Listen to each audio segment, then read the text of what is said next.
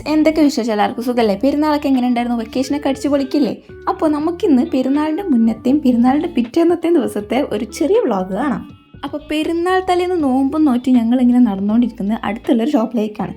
അവിടെ വന്നിട്ട് കുറച്ച് പടക്കം വാങ്ങണം, ഒരു CD മാർക്കർ വാങ്ങണം, 2 ചാർട്ട് വാങ്ങണം. അതായിരുന്നു എൻ്റെ ലക്ഷ്യം. പക്ഷേ അതൊഴിച്ച് ഞാൻ ബാക്കിയുള്ളടത്തൊക്കെ പോകും, നിങ്ങൾക്ക് അറിയാമല്ലോ. അവിടെ ഒരുപാട് ക്യൂട്ട് ഐറ്റംസ് ഒക്കെ ഉണ്ടായിരുന്നു. അതിൻ്റെ ഇടയിൽ കൂടെ നോക്കിയപ്പോഴാണ് പടക്കം കണ്ടത്.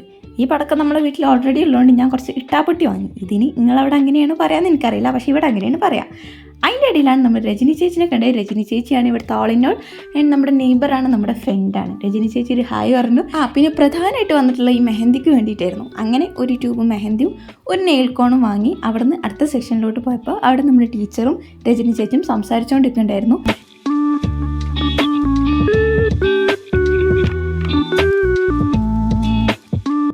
അങ്ങനെ ഈ ഒരു കൊട്ട വൈറ്റ് ചാർട്ടിൽ നിന്ന് എനിക്ക് ആവശ്യമുള്ള ചാർട്ടും വലിച്ചെടുത്തിട്ട് നേരെ ബില്ലിംഗ് സെഷനിലോട്ട് പോയി.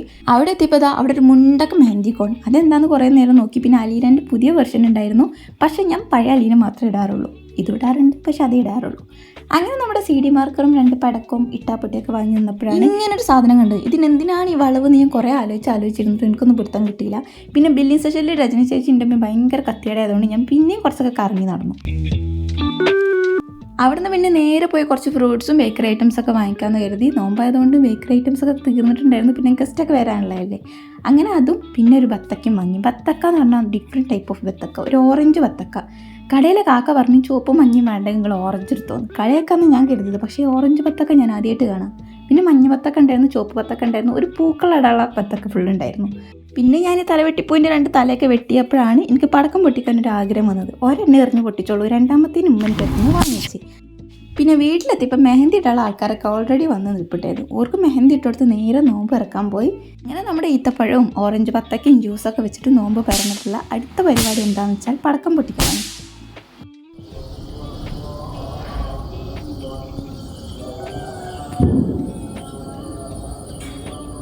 പള്ളിയിൽ നിന്ന് കേൾക്കുന്ന തക്ബീറും പിന്നെ പടക്കത്തിൻ്റെ സൗണ്ടൊക്കെ കൂടി ആകുമ്പോൾ ഭയങ്കര ഒരു നൊസ്റ്റാൾജിയാണ് എനിക്ക്.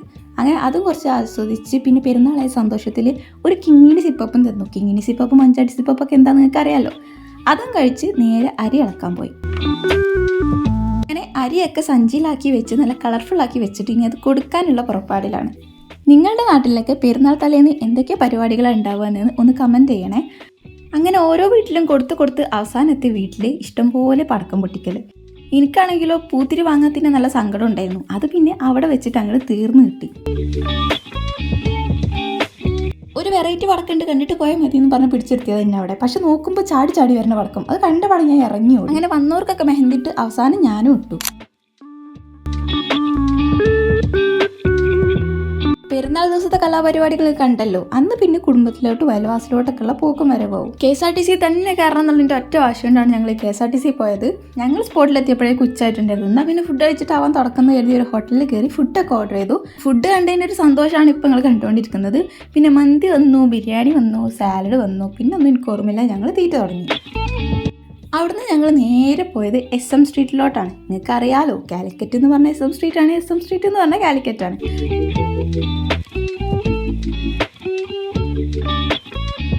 ഒരുപാട് നല്ല വൈബുള്ള ബാഗൊക്കെ അവിടെ ഉണ്ടായിരുന്നു കേട്ടോ. എനിക്ക് ഭയങ്കര ഇഷ്ടമായി ഈ ഒരു ടൈപ്പ് ബാഗൊക്കെ. ഒരു ബീച്ച് വൈബൊക്കെ കിട്ടുന്ന കുറേ ബാഗ് ഉണ്ടായിരുന്നു അവിടെ. അതിൻ്റെ ഇടയിൽ ഞാൻ അന്നക്ക് വേണ്ടിയിട്ട് ഒരു ബാഗ് എടുത്ത് കൊടുത്തപ്പോൾ പുള്ളിക്ക് അത് ഭയങ്കര ഇഷ്ടമായി. അത് കുറേ തൊട്ടും തലോടെയൊക്കെ നോക്കുന്നുണ്ടായിരുന്നു. പിന്നെ ഞാൻ പതുക്കെ അങ്ങോട്ട് വാങ്ങി വെച്ചു. പിന്നെ മമ്മിക്ക് വേണ്ടി ഈ ഒരു ബാഗ് മമ്മി സെലക്ട് ചെയ്ത് വാങ്ങി തോളിലിട്ട് കഴിഞ്ഞ് അവിടുന്ന് അടുത്ത ഷോപ്പിൽ നിന്ന് പിറ്റത്തെ ഷോപ്പിലേക്ക്, അങ്ങനെ ലൊക്കേഷനിലേക്കുള്ള ചാട്ടായിരുന്നു അവിടെ ഉണ്ടായിരുന്നത്. സ്വാഭാവികം. ഈ ഒരു കമ്മൽസിൽ എനിക്ക് ഈ കമ്മലാണ് ഭയങ്കരമായിട്ട് ഇഷ്ടമായത്. പിന്നെ അവിടെ ഒരുപാട് നല്ല എസ്തെറ്റിക് വൈബുള്ള ഹെയർ ക്ലിപ്പൊക്കെ ഉണ്ടായിരുന്നു. അതൊക്കെ നോക്കി പിന്നെ അടുത്ത ഷോപ്പിലോട്ട് വിട്ടു. അവിടുന്ന് പോകുന്ന വഴി അതേ വാങ്ങി തന്നാണ് ഇത്. ഇതിനകത്തൊരു ജെംസ് പോലത്തെ മിഠായും കുറച്ച് ടോയ്സൊക്കെ ഉണ്ടായിരുന്നു. ഇനി നമ്മുടെ അടുത്ത സ്പോട്ടിലോട്ട്. കാലിക്കറ്റ് വരെ ആനവണ്ടി വിളിച്ച് വന്നത് തന്നെ അതാ ഈ ബീച്ച് കാണാൻ വേണ്ടിയിട്ടാണ്. അതിൻ്റെ സന്തോഷം ഓൻ്റെ മുഖത്തും ഇവളുടെ മുഖത്തും എൻ്റെ മുഖത്തും ഉണ്ട്. കടൽ കാണാനുള്ള ആക്രാന്തത്തിൽ ആദ്യം ഞാൻ നടന്നു പോയെങ്കിലും പിന്നെ എൻ്റെ നടത്തം നേരെ ഓട്ടത്തിലോട്ട് മാറി. പക്ഷേ ആ ചെരുപ്പം വെച്ച് മണലിൽ ഓടാൻ വലിയ സുഖമൊന്നും ഉണ്ടായിരുന്നില്ല. ഇത് അന്നയുടെ രണ്ടാമത്തെ ബീച്ച് വിസിറ്റാണ്. അപ്പോൾ ആൾക്ക് ഭയങ്കര കൺഫ്യൂഷൻ, ഇതെന്താ അത് സുനാമിയോ അതോ മഴവെള്ളപ്പാച്ചിലോ, അങ്ങനെ കുറേ കൺഫ്യൂഷൻ ഉണ്ടായിട്ട് ഇറങ്ങണോ വേണ്ടതൊക്കെ മടിയായിരുന്നു.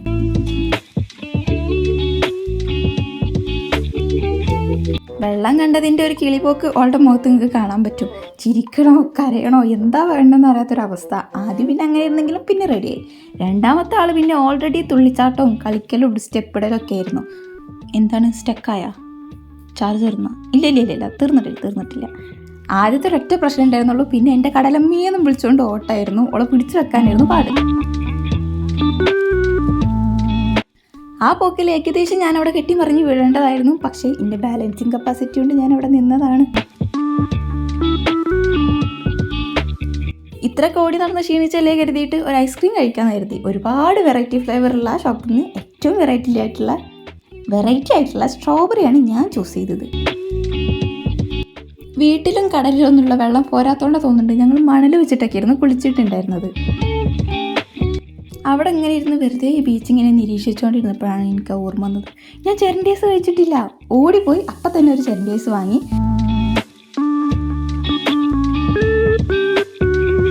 ഈ നേരത്തെ സ്കൈ കാണാൻ നല്ല ഭംഗിയുണ്ടായിരുന്നു. ആ ഭംഗി ആസ്വദിച്ചുകൊണ്ട് ഞങ്ങൾ നേരെ കുളിക്കാൻ ഇറങ്ങി. ഓനവിടെ കുറേ കുന്നും മലയൊക്കെ ഉണ്ടാക്കിയപ്പോൾ ഞാനും എന്തെങ്കിലുമൊക്കെ ഉണ്ടാക്കണമല്ലോ കരുതി ഉണ്ടാക്കി. പക്ഷെ അതെന്താണെന്ന് എനിക്കിപ്പോഴും മനസ്സിലായിട്ടില്ല. കാര്യമായിട്ട് എന്തോ ഉണ്ടാക്കിയതാണ്. പിന്നെ ഞാൻ കരുതി ഈ ബീച്ച് സൈഡിൽ ഒരു ഹാർട്ട് ഉണ്ടാക്കി കുഴിച്ചിട്ട് അതിൽ ഫോൺ ഇറക്കി വെച്ച് ഫോട്ടോ എടുക്കുന്ന ഒരു പരിപാടി ഉണ്ടല്ലോ, അത് ട്രൈ ചെയ്യാൻ. പക്ഷേ അത് തുടക്കത്തിൽ തന്നെ ചീറ്റിപ്പോയി. ഇപ്പോഴാണ് എനിക്ക് കോരം കൈക്കോട്ടും വിക്കാസും ബക്കറ്റും വേണോ എന്ന് പറഞ്ഞിട്ട് ഇനി അങ്ങോട്ട് വലിച്ചുകൊണ്ടായിട്ട് അവിടെ നിന്ന് ഒരു 100 രൂപേൻ്റെ സാധനം വാങ്ങിയത്. അതിലൊരു ഞണ്ടും ആമയും പിന്നെ കോരി ഉണ്ടായിരുന്നു.